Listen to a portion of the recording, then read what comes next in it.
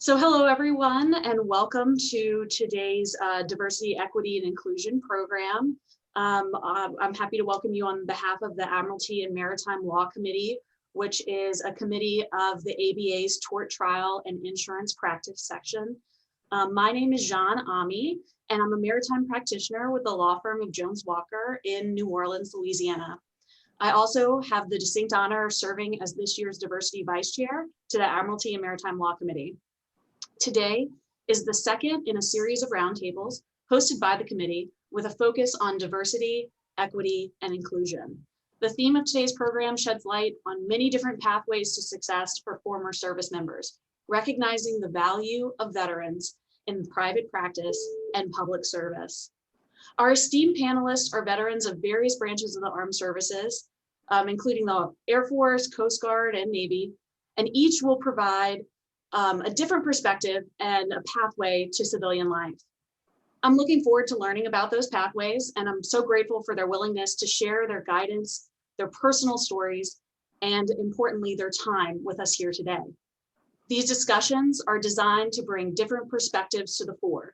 The goal of each of these programs is to elevate voices and personal stories in an effort to create change in our industry. We must work together, listen to each other, and make a commitment to recruiting and retaining diverse candidates in our workplaces, and think about diversity as multidimensional. Our committee always has had a commitment to diversity and has embraced these discussions. I'll throw in a little plug for our committee's next event, which is Admiralty Disruption, which is a CLE on March 12th. It'll offer two panels. One is about the changing face of shipping because it's a woman's world. And the second will focus on the business of shipping, offering a perspective of in-house counsels related to COVID. We'll cap off the program with remarks on marine insurance from Leanne O'Loughlin. And I'm happy to drop the link to the registration into the chat, along with some other resources that are going to be relevant to today's panel discussion. But back to our program today. I'm happy to introduce our moderator. Sean Pribble has assembled this incredible group of panelists. Sean is a business attorney in Holland & Knight's Washington, D.C. office, where he focuses on regulatory compliance, international trade, sanctions, autonomous transportation, and much more. Prior to joining Holland & Knight, Sean worked as a senior claims executive and attorney in Norway at the world's largest P&I club. His former service includes 6 years as an active duty U.S. Coast Guard judge advocate. And prior to law school, Sean worked for 8 years as a licensed unlimited tonnage deck officer and served for 12 years in the U.S. Naval Reserve as an officer in the Strategic Sea Lift Command Program. So Sean, I'll kick it over to you. Thank you so much for your time in coordinating and moderating this program. Thanks very much for the kind introduction. It's a bit humbling to moderate this panel of such esteemed former and in some ways current service members. So please let me first acknowledge the panelists who have taken time from their very busy schedules to volunteer and offer their insight to this audience. So thank you for joining us for this. Just for the benefit of the audience, this will be a conversation with the panelists, and we'll try to save some time at the end for Q&A. So please submit those, any questions that you may have that we don't cover. For the sake of brevity, while I appreciate the intro and bio, I'm going to make brief introductions of the panelists here, but I invite you to please look at their resumes. They're quite impressive, and I think it'll add some context to just how lucky we are that they've joined us here today. So just going through the panelists quickly, we have Mr. James Durant III, Chief Counsel and a Senior Executive Service at Department of Energy. Served 22 years in the Air Force as a JAG and achieved the rank of Colonel. Commissioner Rebecca Dye of the Federal Maritime Commission, who was a Coast Guard officer and attorney. We have James Hohenstein, partner at Holland & Knight, who was a former Navy surface line officer and JAG with over 30 years of service at the active and reserve levels, achieving the rank of captain in the U.S. Navy. We have Eric Lee, Chief Legal Officer from APL Logistics in Arizona, who I think is the furthest away from Washington, D.C. at the moment. So I just want to recognize Eric for participating. Eric served in the U.S. Army as an enlisted engineer and is also a graduate of the Citadel. And last but not least, Lanika Kihanu, an attorney at the Suspension and Revocation National Center of Expertise in the U.S. Coast Guard. She is a Coast Guard officer and attorney serving in both active duty and reserve roles. So let's kick this off. Let's keep it conversational. I'm just going to ask the panelists some questions, and if any of the other panelists have something to add, please chime in, and we'll just keep this going. I'll start with Captain Hohenstein. The Supreme Court has long recognized that the military is, by necessity, a specialized society separate from civilian society. For you, what was the most difficult challenge that you faced in moving from one society to the other? Well, and I think Parker v. Levy is very significant as a paradigm, because Parker v. Levy was a 5-4 decision that held that the First Amendment doesn't apply in an active duty military context because the military is a separate society. It's the same court that decided 9-0 Brandenburg v. Ohio about political speech. And what I meant by what I think about when I apply that to the context of, it almost seems to me that the adjustment to civilian life after a period of active duty is almost inversely, or the challenges are inversely proportional to how much time you've been on active duty. In other words, the longer you've been wearing the uniform, it takes longer to adjust to civilian life on many different levels, including the practice of law.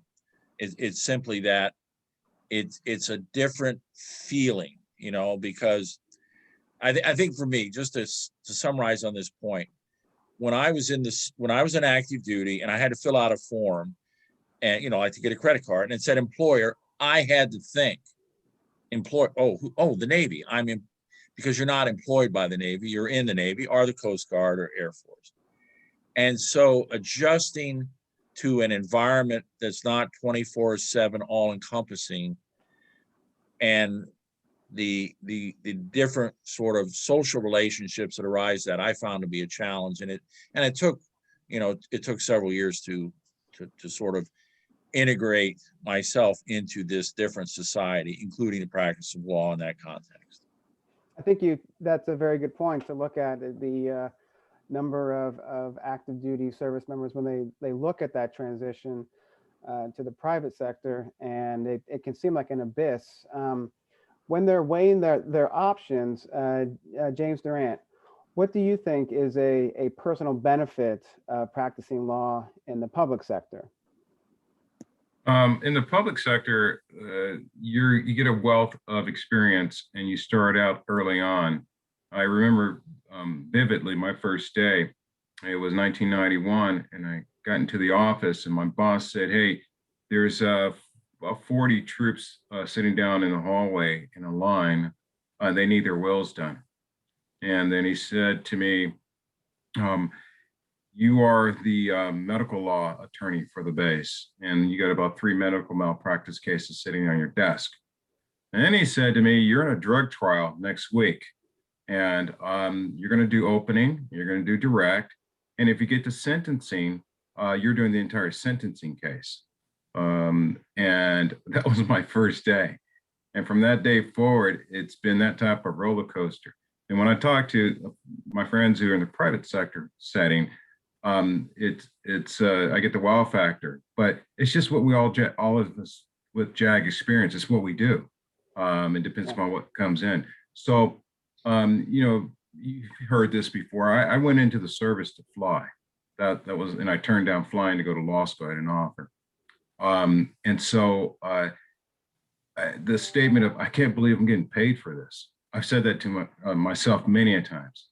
I really love the public sector setting. Not thinking about billable hours and things of that nature. So that's it. You touch on another important point, which is the experience that service members get when they're on active duty. Lanika, what do you, which aspect of military experience or training do you believe best prepared you for the practice of law in a civilian setting? So I think one of the things that military officers and military lawyers, when you enter into the service, one of the aspects is that the service invests in leadership training and really expects you to be a leader. Funny story. So when I was at Direct Commission Officer School, I was the person on the top bunk, and they came, but like the drill instructors come banging on your door at 4 a.m. And on that particular day, I had a rough start to my morning because I missed the second to the bottom rung on the ladder and fell right on my face. So, but we're out in the hallway, and one of the things that everyone's lined up, and they said, "Who here wants to be a leader?" And it's early hours of the morning, and you're trying to get your wits about you. And the one thing that always stood out to me was the response, which was, because if you're not here to be a leader, you need to pack your bags and go. And so I think that in our training, they expect you to be a leader. They expect you to be a team builder, a consensus builder, a mentor, and as well as someone who can provide the best advice and the best guidance with all things considered as being part of that team.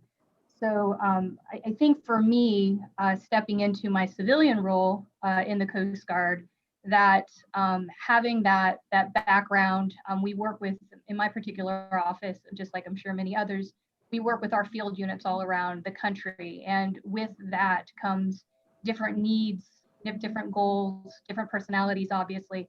And so trying, having that kind of background where the training, to kind of be a team, work in a teammate or a teamwork mentality has really, I think that investment has served me well transitioning into a civilian position.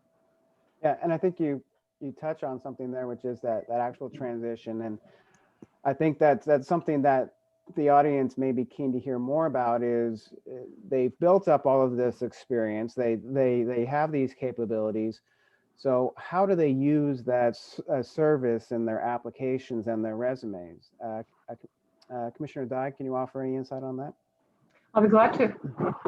This comes from some advice that I've had from friends who have made a transition very successfully, and partly from my own experience. I've had a wonderful government career, but it's been unusual in many respects. By the time I entered onto active duty, I had been in two different positions. First was as special counsel at a state psychiatric hospital. I had 1,700 clients there, and maybe over 100 involuntary commitments a week in front of a state court judge. After I had been offered a Coast Guard commission, I had a bridge job setting up a legal service office in North Carolina. So I'd had a couple of approaches on different cultural, organizational approaches, even before I entered into the Coast Guard. A couple months of direct commission school, and I had a lot of support there, and I fitted in and got to be first in the class. So it's not difficult. I encourage everybody who may be on the line to, first of all, definitely consider a military career. It's fabulous preparation for anything, no matter how long you decide to stay on active duty. It's fabulous preparation. The advice that I got on where to go next from my jobs in North Carolina was from a law professor of mine, retired colonel, who had been a military judge. And he pointed me toward the Coast Guard, and it is the best career advice that I ever received in my career. I think that as far as coming off active duty and preparing yourself for a civilian position, nothing will substitute for networking. It's easy to target federal jobs because they're public. There are trade associations, there are professional legal organizations in every area. Go to those, meet people, and tell them you're looking for a job. And because you never know who will give you a leg up. Yeah, that's a good point. You've touched on networking and taking that experience and turning it into a resume that is meaningful for potential jobs. Eric, so taking that into account, the idea of networking, hearing from peers, crafting the resume, potentially drafting a business plan. What about individual goals? How is that important, do you think? Well, I think for me, I was an enlisted kid in the Army. I wasn't a lawyer. So I came out not really knowing what I wanted to do as a 20-year-old. I liked being an engineer, but not enough to suffer through a civil engineering course like my classmates did. And it took me a little while to distill what I wanted to do, but I think that taking the time to distill what I wanted to do, or at least some range polls, if you will, of my career, helped me sort of advance my career. Because one of the things that I noticed, and why having and understanding what your goals are, at least your left and right limits of your goals, by and large, I realized that for me, as someone who had been in the Army in my 20s, I was older than everyone I went to law school with. And I recognized that there was this paradigm within law firms of wanting to hire a certain age bracket, certain education profile, certain experiences, and I didn't fit any of those. My expertise was dynamic remodeling. No one hires a dynamic remodeler in the civilian world unless you work at an ore mine with an unlimited supply of explosives. I don't have fingerprints really from working with concrete, not exactly the skill set that most law firms are looking for. So figuring out my goal then let me sort of be more efficient with my time, and it let me have real conversations with people that could help me. So the goals inform my resume and my discussions so that I understand what questions to ask to at least start a conversation with somebody that knows what they're talking about. And then it helps me build the resume towards those goals and modify it based on the conversations. I mean, I could give you a concrete example of that to sort of tie in my anecdotes and use data versus metaphors. On this call right now, I see Commissioner Dye, Mary Wang, Captain Hohenstein, Chris Nolan. Each one of them has been a champion for me and have helped me with my goals and helped me with my resume throughout my career. And I smile when I heard Commissioner Dye's voice because there's still at least one voice on this phone call that can make me stand at attention. Commissioner Dye. Don't I wish? I think Mary's a close second. Yeah. You touch on something very important there, which is the value of mentors. I think it's fair to say that none of us have gotten where we are without some guidance from someone along the way. For James Durant, why do you think it's important to seek out mentors? Hey, thanks a lot, Sean. And thanks again, too, for what you're doing and so forth with this program. Mentorship is very important. There's a difference between a mentor and a sponsor. Yes. So a sponsor is, many of you may know, that's a person who's going to move your agenda forward, right? And that person's going to speak for you in the room when you're not there. And, we're all here because of someone else. Someone, saw something in us, made a recommendation, that sort of thing. And you get to a certain junction in life where it's not what you know, it's who you know, right? And so, and your reputation precedes you. You always hear that. Now, the mentorship is that person who's going to guide you, not necessarily your boss and your supervisor. You're going to be out. Now, my mentor, I met him when I did an internship at Norton Air Force Base in 1989, and it was then Captain Will Gunn. And Will Gunn and I have been thick as thieves since then, and still. And so Will went on, got a White House fellowship, first chief defense attorney for all the guys in Guantanamo, presidential appointment as the general counsel for the VA, and I can go on. But I don't make a step without talking to Will. I just published a document, actually a paper through DePaul. I'm publishing one with the UN here. Will is has edited my papers to this point to make sure that I'm doing the right things, thinking about the steps ahead. And then Will floats to me opportunities. And so mentorship is key. And you know that the term mentor, right? From antiquity, forget it's name of a person who watched another person's son. And so, you know, you're advised and you're counseling. Now, there's a key to being a mentee and a mentor, and it's the last point. Will Gunn always tells me I'm his best mentee. And I was like, why? He says, because you can take feedback, the heart of the best. And he gave me a phrase. He said, it's easier to promote someone that you can correct versus someone you can't correct. And yeah, we get our feelings hurt professionally. You get to a point, someone says, hey, you know what? This writing is kind of stilted, or that presentation you gave really wasn't your best. And I know you can do better. And so as opposed to going catatonic or, taking it for the wrong way, it's like, okay, how can I get better? Learning opportunities every day. And so being a great mentee and reaching out to your mentor frequently and occasionally is very, very important. It's a two-way street. Thanks. That's great. Thanks for that insight. And I'll open that up to the panel just to expand just a little bit on that, because I think it is important for those, especially at the early stages of their career, perhaps looking to make the transition, but just for the panel, what's the best advice that you've received from a sponsor, colleague, or mentor?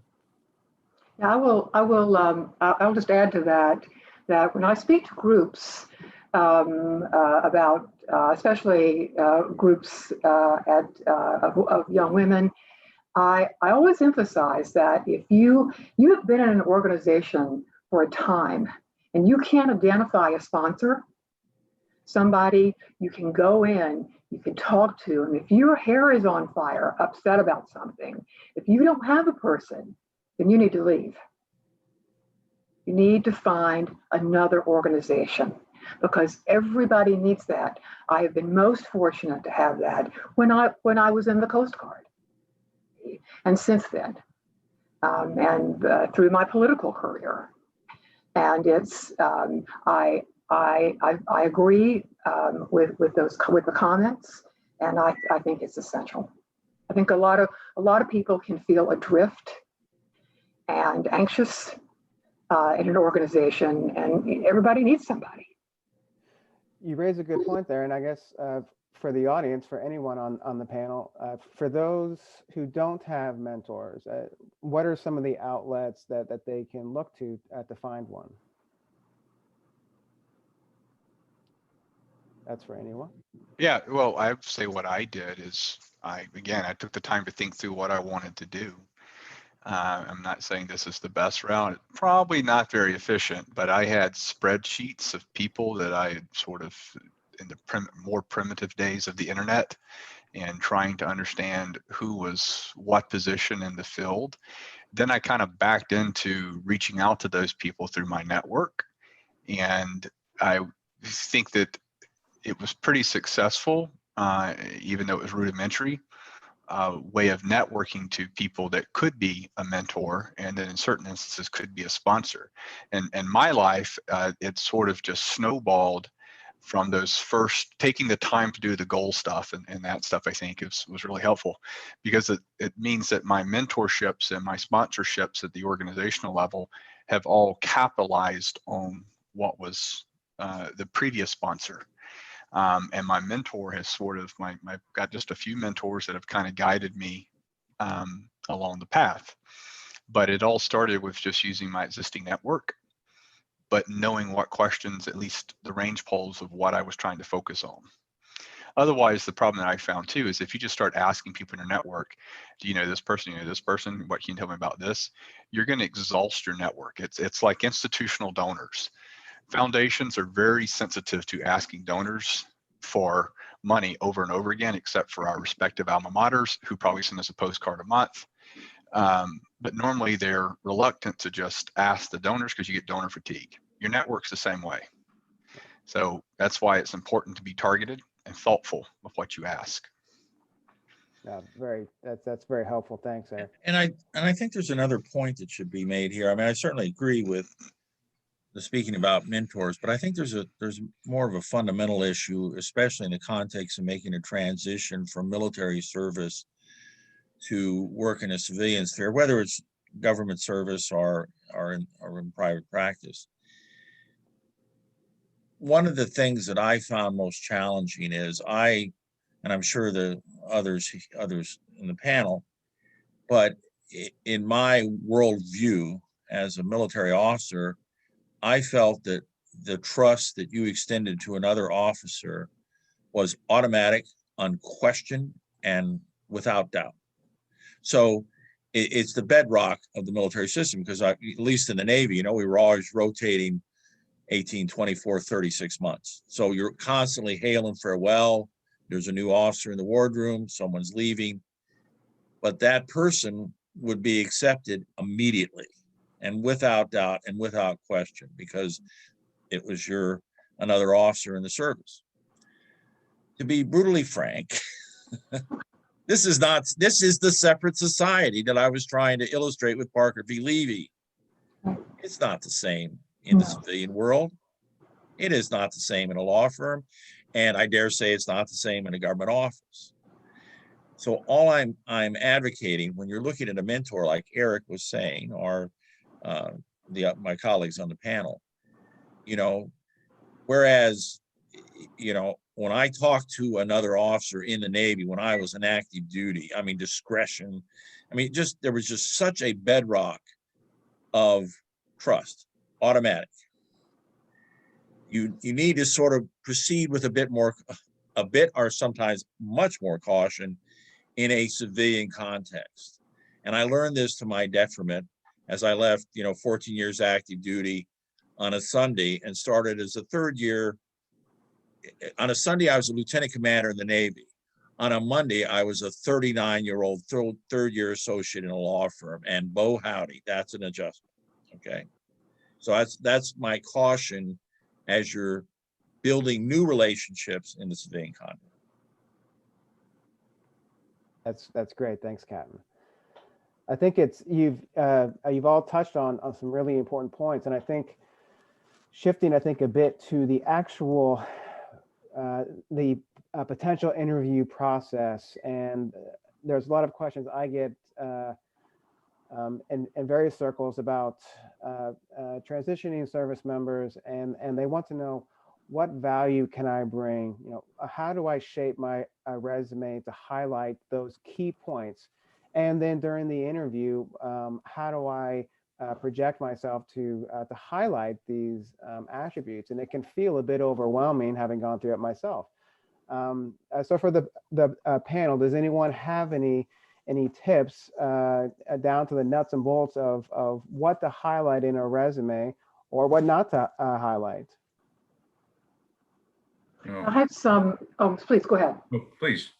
Okay. Some experience in federal agencies. Usually, the SES handle the intake, and so we usually may not even see an applicant's resume until we have a decision on whether or not to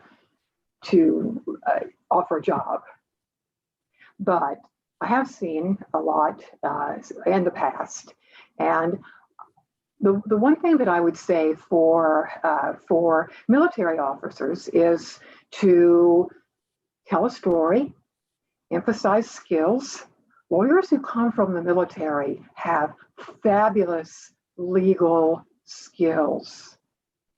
And so talk about those. The substance is not that important. Everybody knows that you can learn the law. So I say, look, the Harvard Business Review does a great job with these sorts of things, and they will help you make your resume reflect what's currently taken as a good approach. And stories about stories are everywhere, because the reason this is important, I think, is because when you do rise, and you will rise to the top, then you want to be the person who said, when I say, what about that person who told that story about doing such and such? You want to be that person, that memorable person. And I think that approach helps with that. Everybody else has heard, the techniques that you can do in interviews, STAR technique. And the one piece of advice I would say is talk to yourself. Don't wait until you're sitting there to say and articulate what you can do. Say it forcefully out loud in the mirror, and you'll get the job. Thank you. Yeah, I agree 150% with Commissioner Dye. One of the things that I learned quickly coming out of the service, I got a phone call to show up at the White House for an interview. And it was during the Obama administration. And so they brought over a couple senior folks from state and DOD. But the chief of staff came out to us, it was a group of us, and said, hey, you guys made it. We got to sell you like you're a piece of real estate. I said, okay. And I had no idea. I mean, this was out of the blue. And so what they were telling us to do is to tell stories. And then he actually showed this pictorial, and it had two sets of people, and it had the heat signature of their brains. And two people were talking, and the signature was exactly the same, the color. The other set of people, it was off dramatically. Well, the first set, they were telling stories. The second set, they were just enumerating facts. And so this whole storytelling is so key to a person's memory, and they remember the person. Hey, it's that person that told that story. And so when they sent us out, to talk to folks, that's what I did. I told stories. I'm with Energy because Energy picked it up and offered me a career appointment, right? And Obama had like 2 years left. And so my mentor, again, he said, hey, take that career appointment. Yeah. You might be looking for a job. You got little kids. But I did exactly what the chief of staff told me. And I sat and I told stories about Dr. King and my dad going to school with him and things that I know that most people don't. And so it worked, and I didn't have anyone prep me except for that one lecture about storytelling. Now I'll tell you the last point on this storytelling is right after law school. I had sat on the board to review the dean of the law school. I was a student body president of my law school, and the president of the university put me on the search committee. And I guess, when you do something well, what do? You get punished. That summer, as I'm studying for the bar exam, he asked me to be on the search committee for the academic vice president at Howard. And so I'm, 20 years younger than anyone on the team. And we're interviewing a bunch of people. I didn't even know what a CV was, to be honest with you. And I'm sitting there looking at these CVs, and most of us are kind of reading them, that morning, or, we were serious, but not that serious. And it was the same thing. Folks were coming in just enumerating what they've done and talking about what's in their CV and what's in their resume. And it was one candidate, Dr. Ladner, that came up from Mississippi. And I remember to this day, and I'm talking way back in 1990 is when I sat on that second board. And Dr. Ladner said, hey, you gentlemen, it was gentlemen, you have an incredible task ahead of you. And you need to know about me. You already know what's in my resume and my CV. And we nodded our heads. And she took us back to when she was a child and took us to this gas station and where she used to buy Coca-Colas and told us about the little dog and everything. Well, Dr. Ladner got the job. She became the academic vice president at Howard. The president had to leave and she became the president of Howard, interim president of Howard University. I remember her to this day because of her stories. Thank you. That's fantastic. Thanks very much. And you've, I think we've heard from a few panelists on the ideas of military service members having unique skills that they've acquired during their time on active duty. Lanika, can you offer some insights into what types of skills those may be? As far as like what skills on active duty are translatable? Yeah, yes. So I think first and foremost, and we've kind of touched on this already, is just the diversity of practice in the military and the the versatility and the level of comfort that you get being in a position where you may not be the subject matter expert, but you will be shortly. I think remaining flexible, remaining confident, and not being afraid to kind of jump in and do the work is one skill as far as marketing yourself to a life of practice. I think also some of the being in the military, your client is your service, and so you have service members who are like-minded, and in some ways, and then depending they might not be. But I think one of the things, again, going back to you're a consensus builder, you are a team member, you're working towards a common goal. How can we deconflict certain priorities and make it all work together in order to get to where we need to go? So I think again, the leadership and the skills that are obtained as being a military officer and a lawyer, that's certainly helpful. And that's that. Thanks. I guess another question for the panel, somewhat along those lines, but if Elon Musk builds a time machine, and I'm not saying he is, but if he does, and you could go back in time, and you could go back to when you were on active duty, what advice would you give yourself that would have helped or eased your transition into civilian practice, or better prepared you for success in civilian legal practice? I'll just open that up to the panel.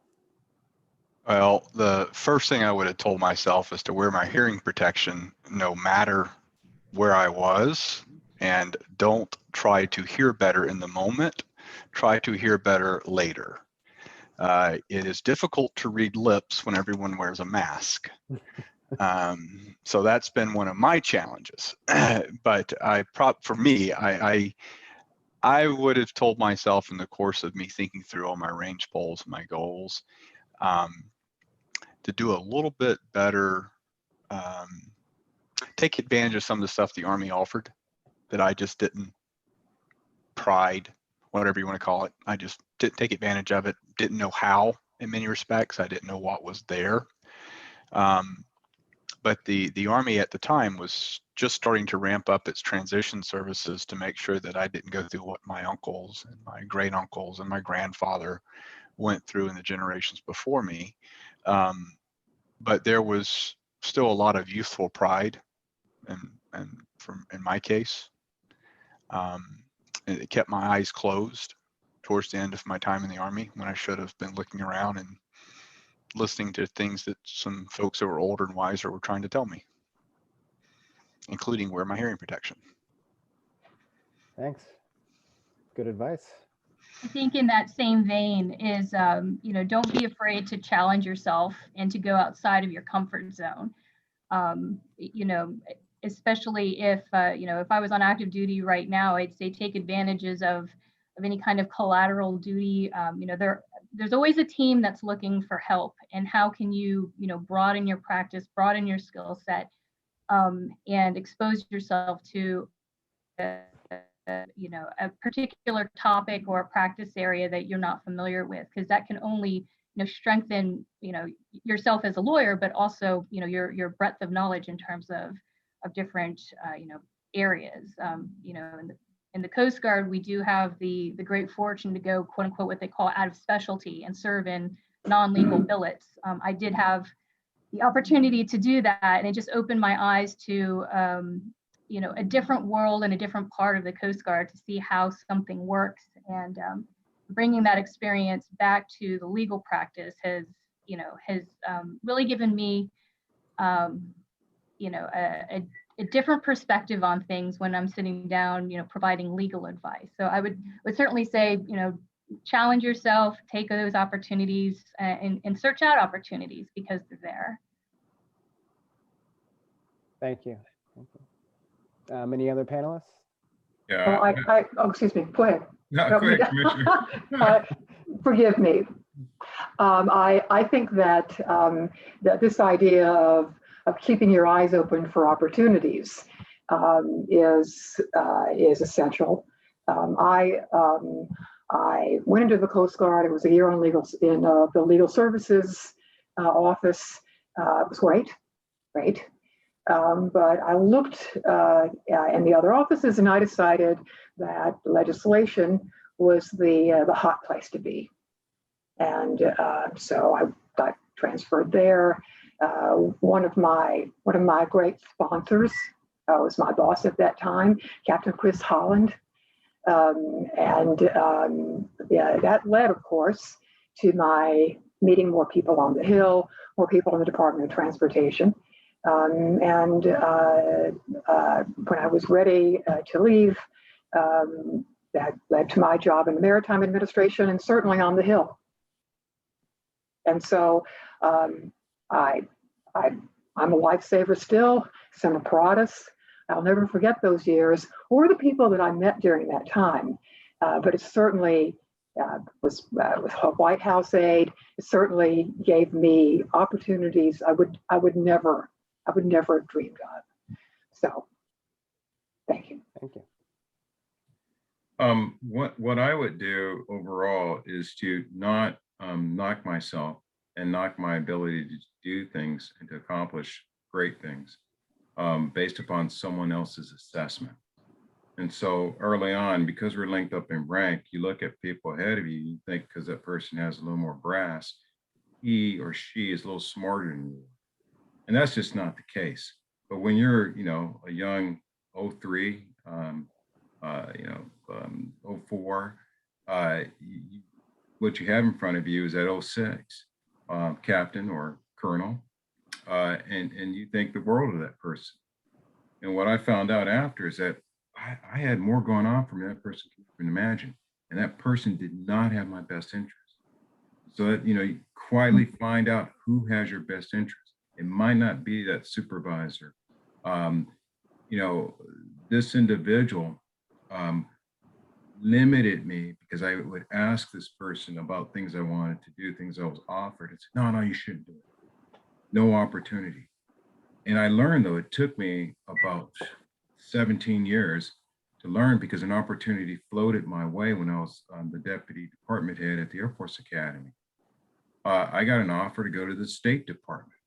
And it's one professor per academy per year to go to the State Department.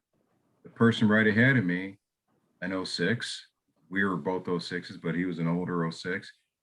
He said he didn't want to fund it, but it was the dean at the Air Force Academy that said, James, I'll pay for it. And I spent that time, and what I did at State got me, and I'm more than convinced, the position that I hold now.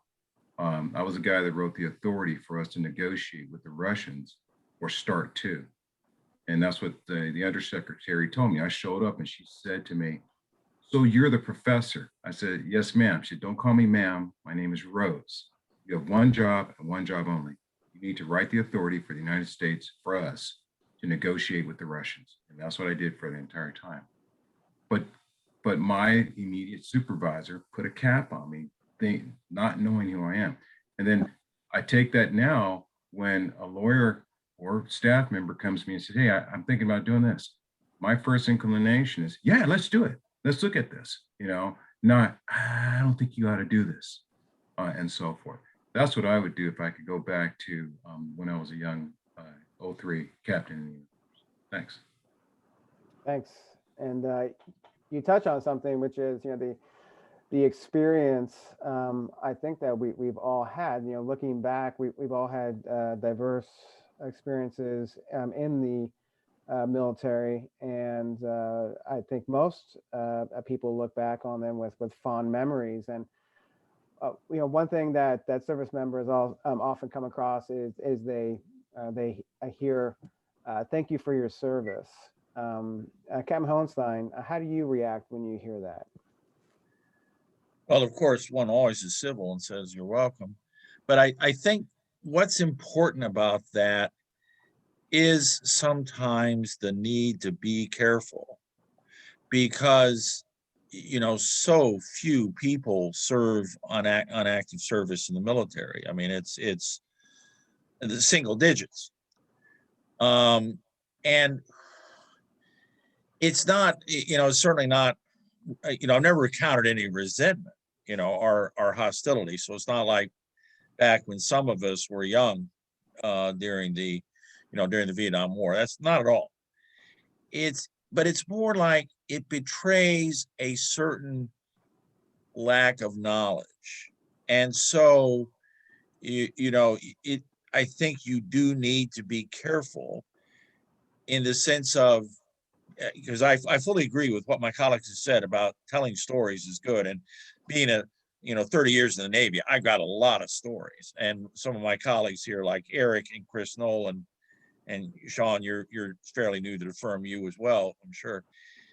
But you still need to be conscious of the context in which we are in, as making that transition from the active duty service, where it's a very familiar context, and now you're in a different context, and you need to find and to seek out sort of the mores of the organization you're in, whether it's a law firm or government service. And I will, in fact, tell one quick anecdote on this. I'd been at the firm. I was, mid-level associate, been there a couple of years. And I was working on a rather large case with an experienced paralegal. In fact, she's now retired. She was much older than me. And she said to me, we were working late one evening, and she said, a lot of the secretaries think you're really stuck up. And I said, me? Jim Hohenstein? I said, no, I don't understand it. Do you know why? And then she said, because you never say hello. And I got it immediately. I can't speak for the other services, but in the Navy, juniors greet seniors, seniors greet juniors. So I had this mental template when I walked to the office. The seniors, like I'm a lieutenant commander, okay, the senior associates might be a commander, partners are captains, and then on down the line through chief petty officers down to the seaman recruits. And it was a template that helped me sort of put everybody in context. So of course I didn't say good morning to the secretaries, because my whole life I was waiting for seaman recruit so and say, good morning, Mr. Ornstein, good morning, seaman recruit. The end of the story. The next day I'm in there, hey, how you doing? Good morning, everybody. But that's what I'm trying to say, the context. Be sensitive and careful of the context. Try to learn. And of course, ask people, what's the context? I think that's, could I just comment on that? I think that's, it's cultures. Mm-hmm. Every organization has a different culture. And there are a lot of subcultures as well. And so I always advise certainly anybody who's coming from the military, but other new people as well, take your time. Take your time. And sometimes the power in organizations is not, in civilian organizations, is not obvious, because if there isn't a hierarchy, there is a boss. Your boss may not really be the one who holds the power. So just I'd say, just take your time, learn who, don't jump in and get best friends with anybody at first, but take a good long time to learn what people think of themselves in an organization. That's very helpful. We have just a few minutes. I didn't see any questions in the chat, but if we do have any, we can raise those.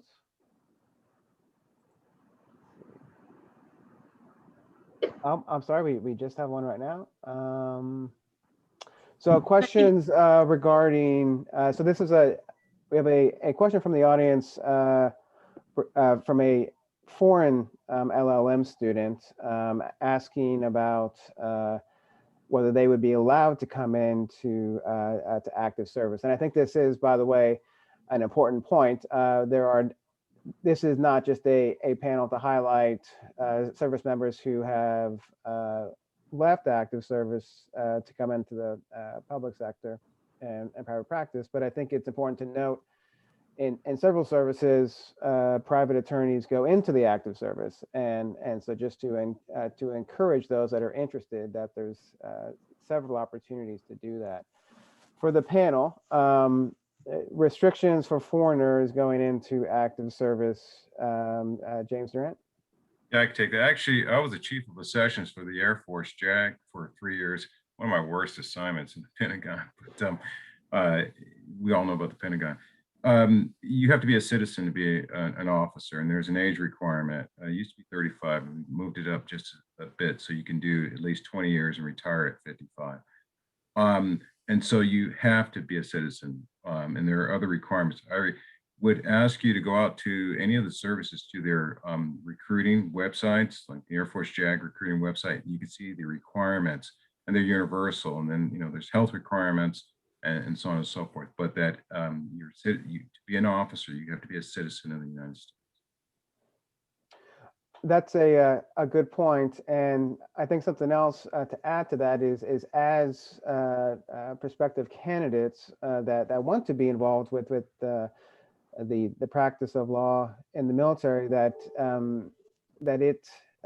there may be opportunities beyond active duty service. So perhaps working for one of the branches in one of their offices. Again, looking at the requirements for that, but consider if not on active duty, perhaps elsewhere. I don't see any other questions, but I do want to make sure that the audience knows to look in the chat, and you'll see several links that have been posted regarding some of the resources that have been made available. There's quite a few, ranging from the ABA and other opportunities to either volunteer or resources to look to see how you can build the best package available for yourself to make yourself the most marketable going forward. And I think we're almost at our limit. I think we're at the point, if any panelists have any last thoughts, otherwise I'll turn it back over and we'll make our closing remarks. I got one thought, Go if ahead. I may, Sean, Of course. is that at least in my case, I'm sure that my colleagues here would say the same thing, but I've benefited from people who have been patient with me, people who have guided me, as James said, mentored and sponsored me at different points. And I will finish this call, and I'm rolling right into an internal call in the company where I am mentoring and sponsoring a group of people that have been historically disadvantaged. I think it's imperative upon us to pay it forward. And with respect to me and any veteran, I am always available.